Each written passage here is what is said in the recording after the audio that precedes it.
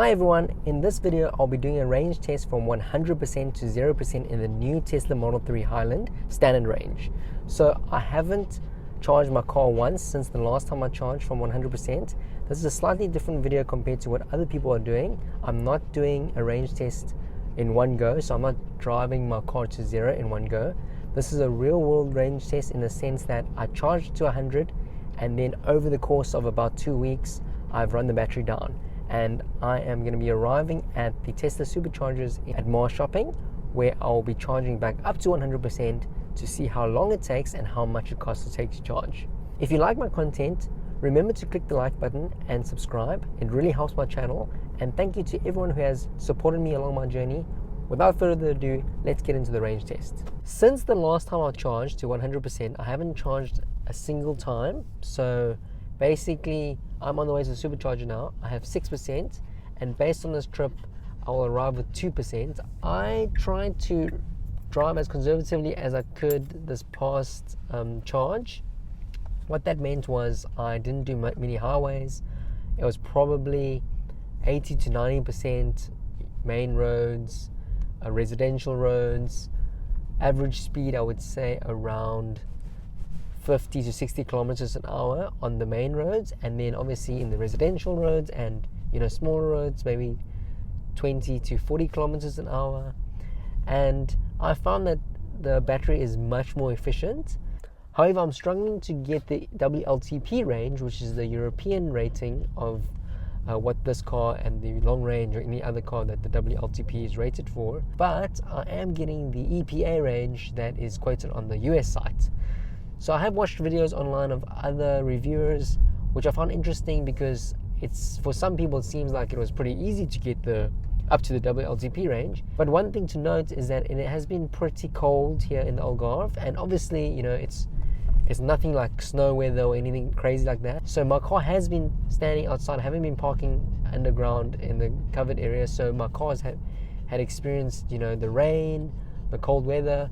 And I'm wondering if that has had an impact on the battery as well. I haven't been preconditioning the battery each time I drive. As you know from my previous video, I work from home and work remotely, so I don't need to go anywhere during the day at a specific time. So I know in the Tesla app you can schedule when you're going to be driving each day on the app, and I think that preconditions the battery, makes it more efficient. Some people have been doing these tests by basically charging the car to full and then driving until they get to 0. Now that gives you a picture of what it looks like in the real world, but I personally don't believe that is accurate, because firstly, no one drives like that. So no one's gonna buy the car, charge it to full, and then drive it to empty each time. Obviously, if we're doing a long distance test, if you watch my other videos where I'm driving from the Algarve to Porto and from Porto to Algarve, that is a little bit more representative. But generally speaking, if you're owning the car, you're not going to be driving the full range every day for most of you.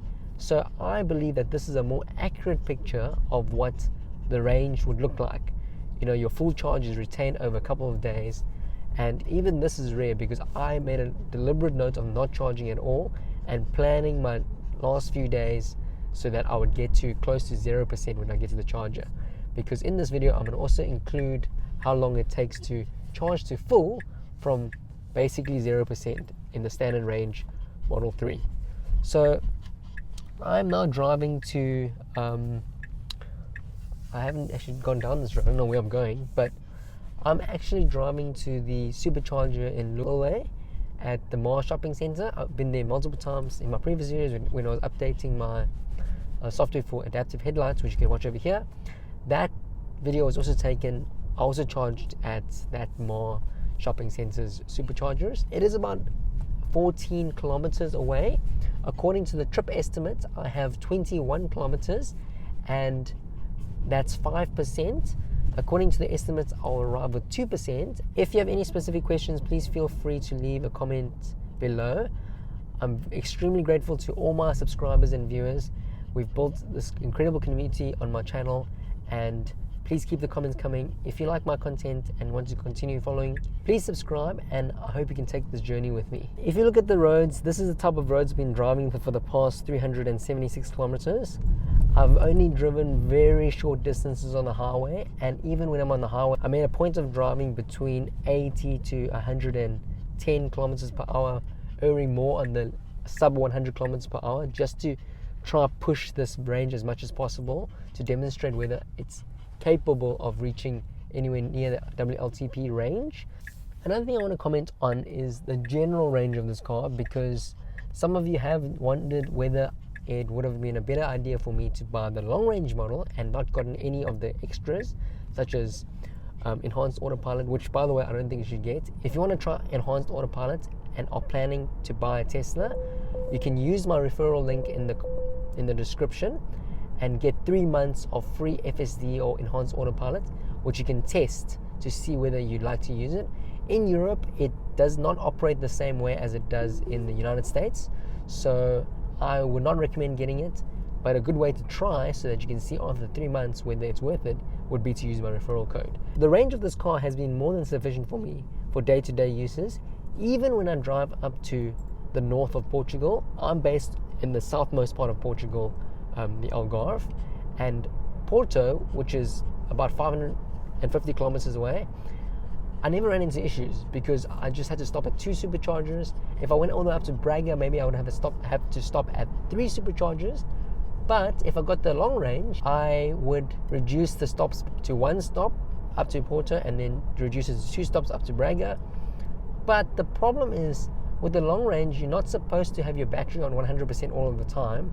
So at 80%, which is what they recommend your battery to be charged at, and only charge up to 100% for long range trips, like the trips up to, if I'm doing a road trip up to the north. Do I think the extra range is worth it? I don't think the extra range is worth it on the long range. I think the extra features might be worth it. So if you want a fast car, this car is already incredibly fast, 6.1 seconds to 0 to 100. It's not, crazy fast, but it's fast enough for most people, faster than most cars on the road. But if you want something really fast, the long range and the performance model, which will most probably come out later in this year, are absolutely insane. And I think for that, for the better sound system, those are the 2 main differences between the standard range and the long range model. I think for that, you could say that that's why you want the long range model. For the extra range, for me personally, for someone that lives in Portugal, it hasn't been a problem. Maybe I would change my mind once we start doing road trips out of Portugal to, let's say, to Germany from here, and then, I would have saved maybe 20% of the stops. Maybe that would have been a factor that would have affected my decision. But as a daily driver, the standard range model is more than sufficient. Save yourself 9,000 euros and get better rims if you like. I think the standard range model is fantastic. A lot of you have also asked about the audio in this car. I'm still not 100% sure whether there's a subwoofer, but that's how good it is. So they have added an amplifier. I don't think the previous model had amplifier, and with even with or without a subwoofer, it sounds like there's a subwoofer. The bass is very punchy. I think the mids and the highs are a little bit lacking, especially compared to the E92 coupe that I had, which had Logic 7, the Logic 7 speaker system, because that had really good balance in the sound. So potentially, if you listen to lots of classical music with lots of high violin notes, it might not sound as good as the long range model, and it definitely won't sound as immersive, because the long range model has a lot of speakers and you definitely have a fuller, more immersive experience. But if you're looking for punchy, basic music, like bassy music, pop music, hip hop, completely fine in the standard Model 3. I think the best way for you to compare is actually to experience it for yourself. So do yourself a favor and take a test drive at your local Tesla dealership. You can schedule one with my referral link as well. That's the only way you would be able to tell the difference. Okay, so we were approaching the superchargers, but we were going to arrive with 2%, so I decided to take a longer route around, just to drive around this random neighborhood I've never driven around, just so that we can get even closer to 1% or 0%. Unfortunately, I actually need to go do something at the store, so I can't drive around for much longer for you guys. It is already 9 p.m. and the store's closing at 11, and we also need to charge. So I added another, I would say, 5 kilometers onto the trip. I've driven a total of 392 kilometers already on this charge. the rated range in this car is 399 kilometers. So as you can see, I am definitely achieving that. As some of you probably know already, if you get 0% on the Tesla, you can actually still go quite a far away, maybe like 50 kilometers. So potentially this charge has given me about 400. So potentially this charge and this drive has been able to give me up to 450 kilometers of range. I will not be testing completely to zero because I think it's a little bit risky for me, at least.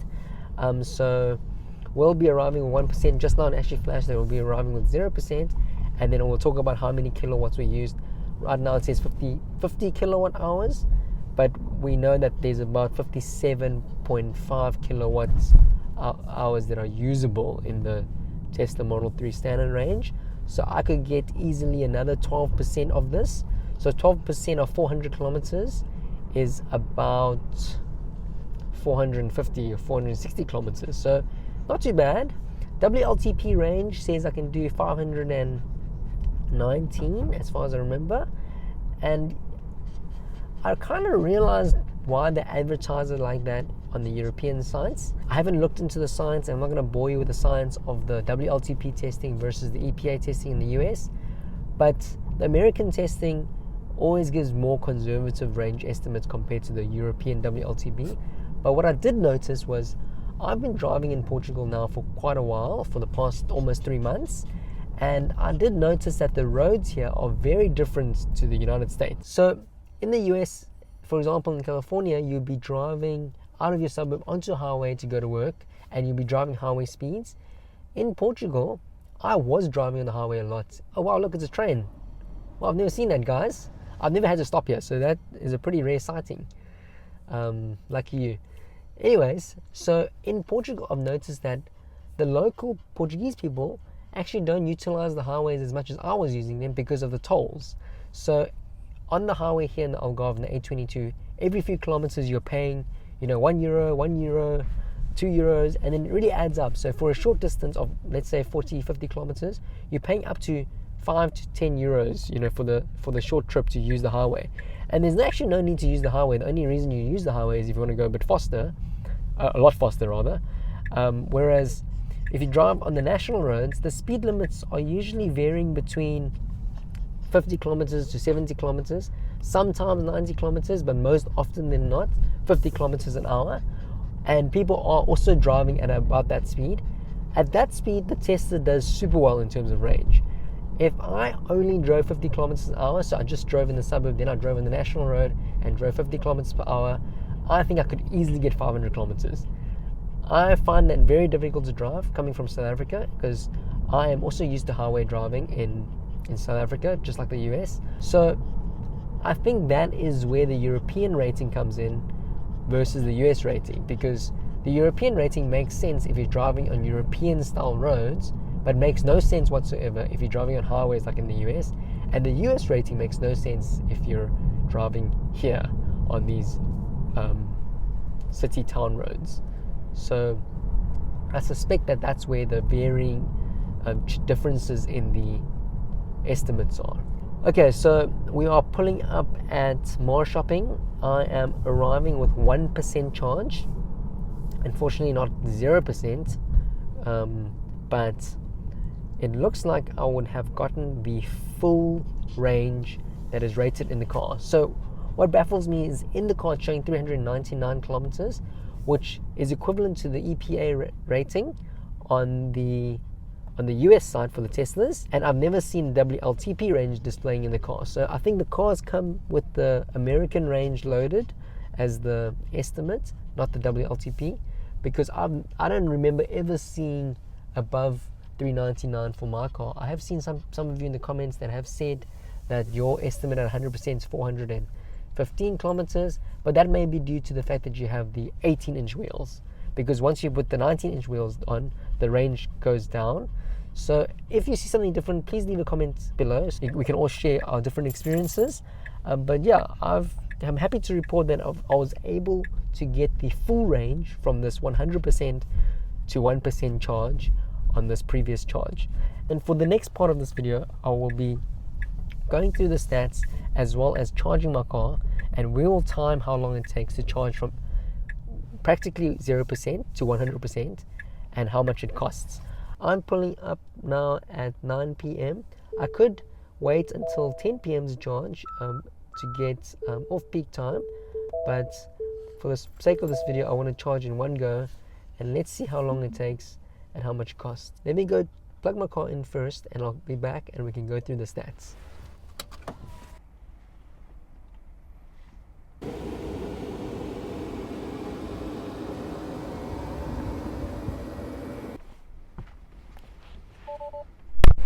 Hey, cool guys, I am now charging. Apparently 55 minutes remaining to charge to 100%. The charge limit is set to 100% as usual. It is currently peak time, so it's 37 cents per kilowatt hour. Let's go through the consumption stats. For this past drive, I did 395 kilometers. This is by far the lowest I've ever gotten it. I usually drive at 160, 180 watt hours per kilometer, so I really suffered and struggled for you guys in this past charge. I think, charging here in Portugal is so cheap. Driving this car is so effective. It's nice to have some fun with this car sometimes, but if you really want to be economical, you can see that this is definitely the car for you. Let's go into the detailed stats. So if I look at the rated range since the last charge, it says that I only consumed 89.1% or 10% less than the estimated vehicle consumption. I haven't gotten the WLTP even at the theoretical numbers, but if I drove even slower, I could definitely get there. This is quite exciting, and I'm pleased to announce that this has been pretty cool. The other thing to note is, as mentioned earlier in the video, this wasn't one full drive, right? So I did park my car. This was over a few days. The car does consume charge when it's parked, especially if it's cold environment and you start the car and you drive from cold, like you don't precondition. That also affects the consumption. So I do think I could have done a little bit better. So I don't think the WLTP range is unrealistic. So as you can see, in parking, I've used 10% apparently, and that's on preconditioning and screen time as well as the mobile app. So if I interact with my phone of the car, it actually uses battery, and vehicle standby uses 4.2%. So the preconditioning and the preconditioning and vehicle standby actually use charge of the car. So I'm suspecting that the car just sitting outside used quite a bit of charge. And as you can see, I've driven 7,000 kilometers with this car already, almost 10,000 kilometers. I think another month or two and I'll be there. But yeah, I don't know why it's telling me next time to navigate to supercharge in the battery or precondition, because I did do that from the app. I'm not getting the full speed, the 170 kilowatts, but I'm at 100 kilowatts. It will probably speed up a little bit as we move along. But I'm going to head out to the mall now, and I will be back later when it's complete charging. It started charging at about 9 p.m. and it is 9:09 now. As you can see, I've added 10%. And I'll let you know what it looks like when we are at 100%, what the time is and how long it took, as well as what the final price was. So here at Mars Shopping, we have the Tesla superchargers as well as third-party chargers as well. So if you have a non-Tesla, you can also charge at this place. And this is at 60 kilowatts, which isn't bad at all.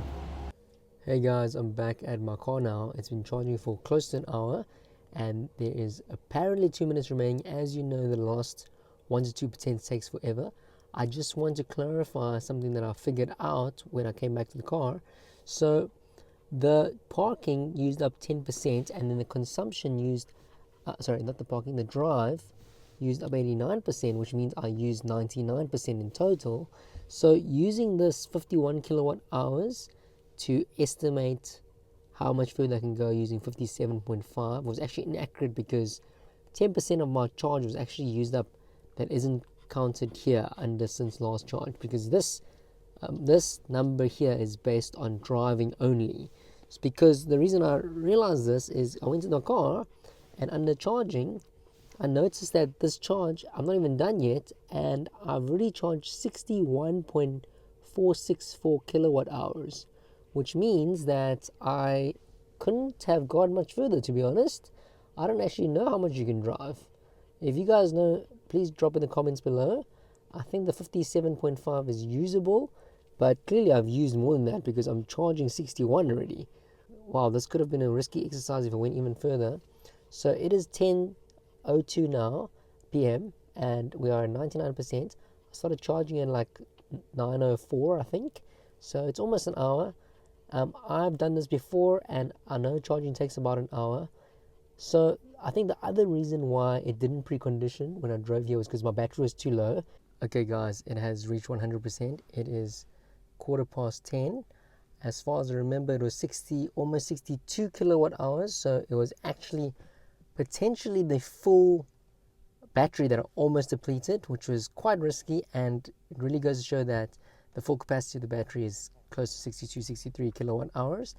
And yeah, next time I will do a different type of test, but for real world where you have parking, where you're parking your car and driving it, almost every day, but parking it overnight, do note that your battery does get depleted while it's parked. So unless it's plugged in at the wall charger, make sure that you take that into account. When you park your car when it's close to low, like last night when I arrived home and I consciously didn't charge, it actually said I need to charge because it's going to prevent damage to the battery and I need to charge.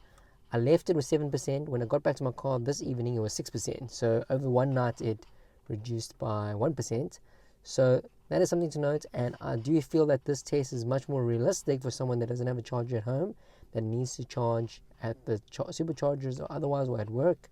So I hope you guys enjoyed this video, and I will see you guys in the next one.